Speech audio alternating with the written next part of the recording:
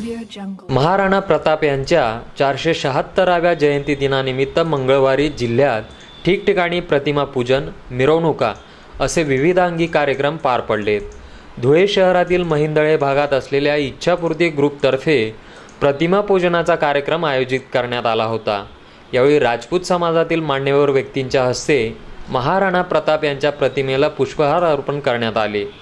त्यानंतर ग्रुपतर्फे उपस्थित नागरिकांना व समाज बांधवांना महाराणा प्रताप यांच्या जीवनचरित्रावर आधारित पुस्तकांचेही वाटप झाले। महाराणा प्रताप यांच्या 476व्या जयंतीनिमित्त इच्छापूर्ती ग्रुप महिंदळे येथे महाराणा प्रताप जयंती प्रतिमा पूजनाचा कार्यक्रम करण्यात आला। तसेच महाराणा प्रताप जीवनावर पुस्तक वाटप करण्यात आले आणि संबंधित राजपूत समाज बांधवांनी इथे उपस्थिती लावली, त्याबद्दल मी त्यांचे आभार मानतो। तर धुळे तालुक्यातील लळिंग गावात जयंतीनिमित्त महाराणा प्रतापांच्या प्रतिमेची सजवलेल्या रथातून गावात भव्य मिरवणूक काढण्यात आली। तत्पूर्वी आझादनगर पोलीस ठाण्याचे पोलीस निरीक्षक रमेश सिंह परदेशी तसेच वनक्षेत्रपाल SR पाटील यांच्या हस्ते प्रतिमेचे पूजन करण्यात आले व त्यानंतर या मिरवणुकीला सुरुवात झाली।